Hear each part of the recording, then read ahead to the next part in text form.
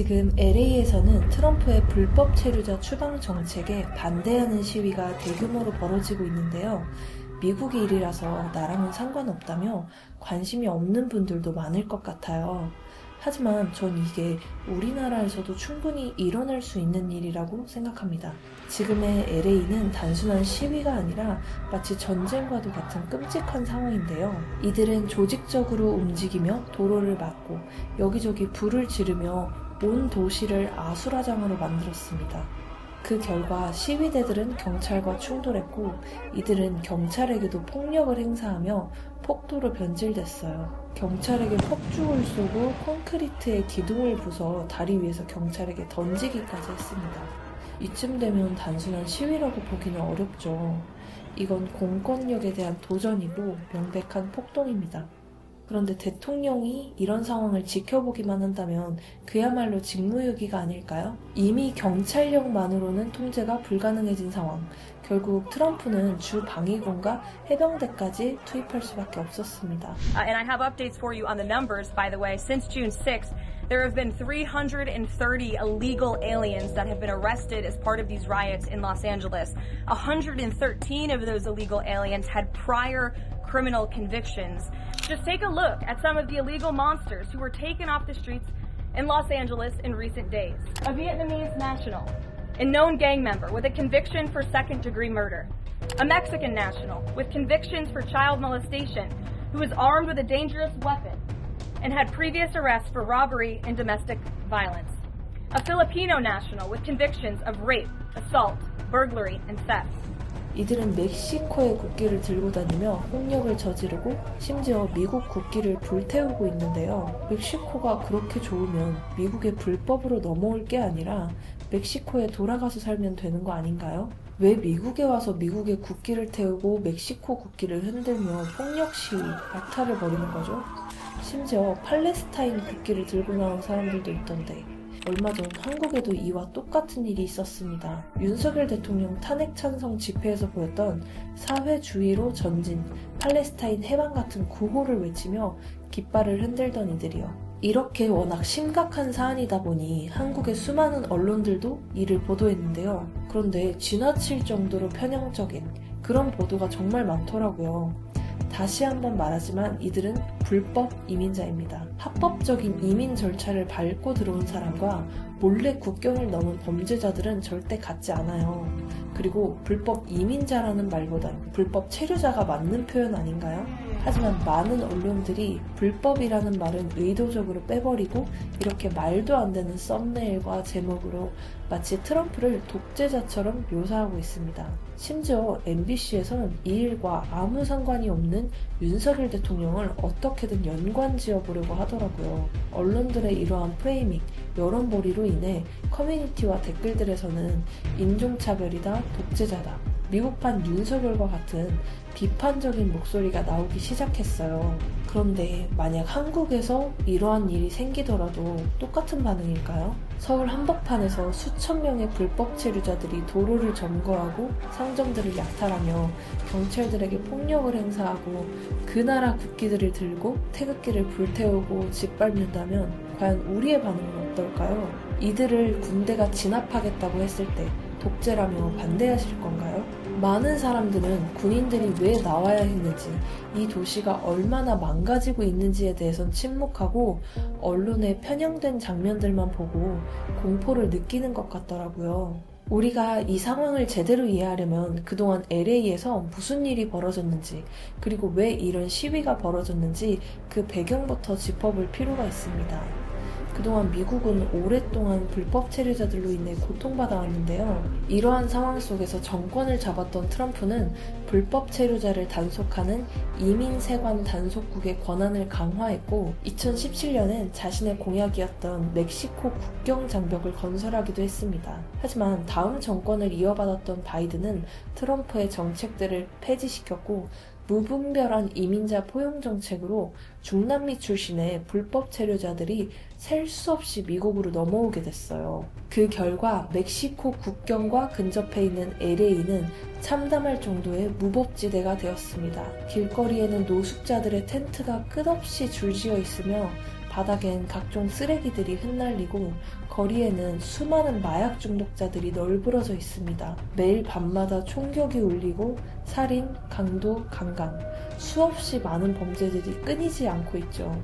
그리고 이건 LA만의 문제가 아닌 미국 전역에서 벌어지고 있는 문제였습니다. 이에 다시 한번 정권을 잡은 트럼프는 곧바로 불법 체류자들을 추방하기 시작했고 이 과정에서 대규모 시위가 벌어지게 된 거예요. 그리고 지금 LA에서 문제가 되고 있는 건 바로 이들의 약탈인데요. 이들은 사회를 어지럽히며 혼란스러운 상황을 틈타 여기저기서 도둑질과 약탈을 벌이고 있기 때문이죠. 그리고 이런 혼란을 가중시킨 배경에는 미국 민주당이 밀어붙였던 악법이 있었습니다. 캘리포니아에서 적용 중인 프로포지션 47이라는 법안은 교도소를 지을 돈으로 중독자 재활을 돕자는 명분으로 원래 $400 이하였던 경범죄의 기준을 $950까지 올려버렸고 그 결과 마약 소지나 좀도둑질도 그냥 경범죄로 처리되기 시작했어요. 범죄자들은 $950 이하의 제품을 훔쳐도 처벌을 피할 수 있으니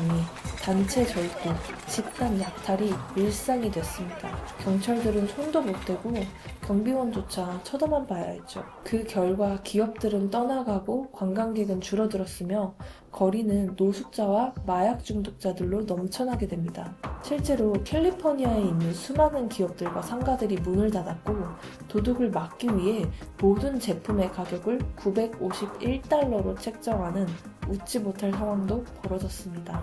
여기서 우리가 진짜로 배워야 할 교훈은 뭘까요? 악법은 언제나 그럴싸한 말로 포장되어 있다는 거예요. 재활, 공정, 정의 같은 단어들로 가려져 있을 뿐 실제로는 상식적인 질서를 무너뜨리고 정직하게 사는 사람들을 고통스럽게 만들 수 있습니다. 당장은 착해 보일 수 있어도 그 법이 결국 누구를 위해 작동하는지, 그 피해는 누구에게 돌아가는지 끝까지 따져봐야 해요.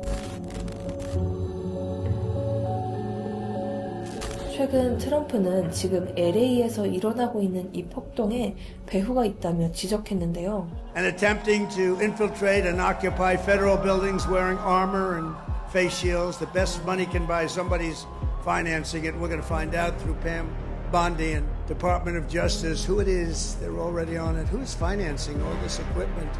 Very professional. 미국의 FBI는 이번 폭동의 배후 자금 흐름을 전방위로 추적하고 있으며 특히 중국 정부와 연계된 세력이 폭동을 부추겼을 가능성도 높게 보고 있습니다. 결국 불법 이민자 시위라는 건 그저 표면적인 명분일 뿐이고 그 이면엔 정치적 의도가 깔린 조직적인 움직임이 있었다는 겁니다. 그런데 이런 문제는 결코 미국만의 얘기가 아닙니다. 한국의 상황도 크게 다르지 않은데요. 분명 노동자의 권익을 위해 만들어진 집단이지만 누구보다도 정치적인 목적을 위해 시위를 벌이고 있는 조직이 있죠. 바로 대한민국의 최대 노동조합인 민주노총입니다. 겉으로는 노동자 보호를 내세우지만 실제로는 불법 시위, 폭력적 투쟁, 정치 개입 등 끊임없는 사회적 갈등을 유발하고 있는데요. 폭력 시위에 참여하지 않거나 쇠파이프를 휘두르지 않으면 일거리를 주지 않겠다며 민주노총이 비정규직 노동자들을 협박했었다고 경찰이 밝혔습니다. 노조 자금으로 복면을 대량 구입해 나눠준 사실도 확인됐습니다. 이들은 윤 대통령의 탄핵 집회에도 지속적으로 참여했으며 2020년엔 국회의원 이석기 석방 시위에 무려 2,000명 이상의 조합원을 동원했습니다. 민노총 건설노조가 국회의원을 석방하라는 시위를 벌인다? 이것도 이해가 가지 않지만 여기서 문제는 이석기가 누구냐는 겁니다. 이석기는 과거 통합진보당의 핵심 인물로 대법원에서는 내란 선동죄로 유죄 판결을 받은 반국가적인 인물입니다. 그런데 민노총 건설노조는 이석기를 억울한 피해자, 종북몰이의 희생자라고 주장하며 대규모 석방 시위에 나섰어요. 당시 코로나로 집회가 금지됐음에도 불구하고 서울 시내 전역에 걸쳐 차량 500대를 조직적으로 배치해 이석기를 석방하라 라는 깃발을 달고 줄지어 저속주행을 벌이며 도심 교통을 마비시키는 시위를 벌였습니다. 여러분은 이 상황이 이해가 가시나요? 노동조합원들이 이 내란 선동범과 도대체 무슨 연관이 있길래 이런 시위까지 벌였는지요. 2023년 1월 18일 국정원과 경찰은 국가보안법 위반 혐의로 민주노총 본부를 압수수색했습니다.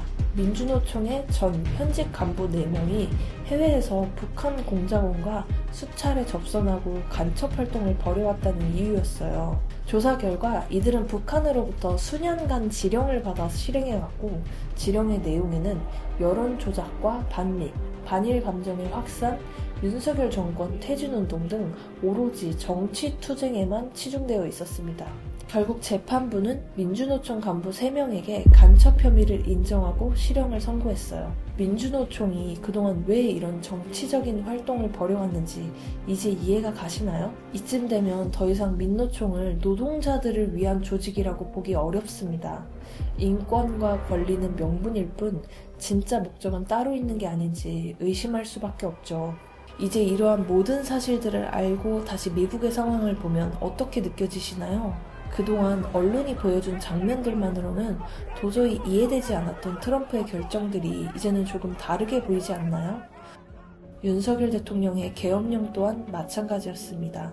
많은 이들이 계엄이라는 단어 하나에만 반응하며 그 뒤에 숨은 위기는 외면한 채 비난부터 쏟아냈습니다.